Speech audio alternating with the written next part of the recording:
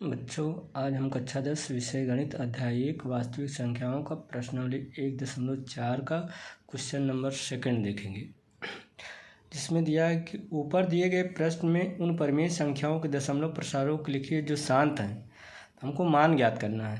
तो पहला सवाल है 13/3125 बराबर, इसको हम लिख सकते हैं 13/5 की क्यूब पावर 5।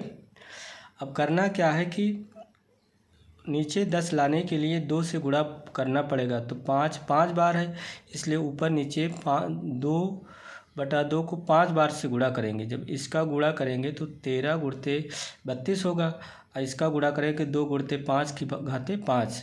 तो 13/32 गुणा बटा 416 होगा। इसमें 5 दूना 10, 5 जीरो हो जाएगा, 1 2 3 4 5। तो 5 अंक के बाद दशमलव, यही हमारा क्या होगा, मान होगा, जो कि शांत है। दूसरा है 17।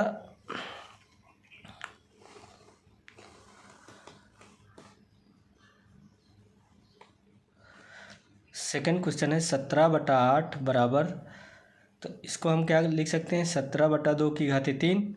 अब नीचे 10 लाने के लिए 5 की घाते 3 से ऊपर नीचे गुणा करेंगे। जब गुणा करेंगे तो 17 गुणते 5 का क्यूब 125 होगा, और 2 गुणते 5 10 होगा, पावर 3 है तो 3 लगा दिए। इसका गुणा 2125 होगा, इसका 10 की घाते 3 होगा, 3 जीरो है तो 3 अंक के बाद दशमलव हो जाएगा, अर्थात 2.125। क्वेश्चन नंबर 4 है 15/1600, इसको हम लिख सकते हैं 15/2 घाते 6 गुणते 5 घाते 2। अब यहाँ देखिए 5 की घाते 2 है, तो हमको 5 की घाते 6 लाने के लिए 5 की घाते 4 से ऊपर नीचे गुणा करना पड़ेगा। जब गुणा करेंगे तो 15 गुणते 625, नीचे क्या होगा, 2 गुणते 5 की पावर 6 लिख देंगे। तो ये गुणा करेंगे तो 9375 होगा, 10 घाते 6 होगा, 6 जीरो है तो 6 अंकों के बाद दशमलव होगा, यही हमारा 0.009375, यही हमारा आंसर होगा।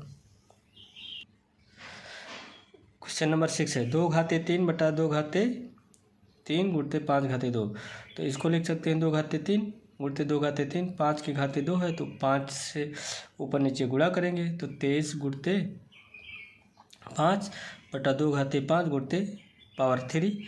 23 पंचे कितना हो जाएगा, 23 पंचे 115, 2 घाते 5 की पावर 3 अर्थात 3 जीरो हो जाएगा, 3 अंकों के बाद दशमलव, अर्थात 0.115।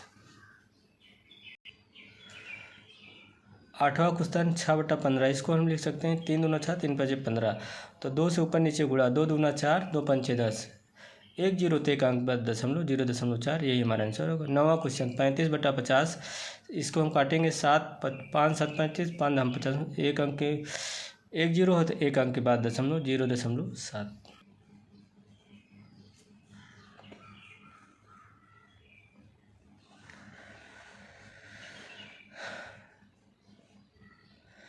तो क्वेश्चन नंबर 3 है, जो एग्ज़ाम की दृष्टि से बहुत महत्वपूर्ण नहीं है। इसके आगे हम अगला भाग अगले पार्ट में देखेंगे। बहुत बहुत धन्यवाद।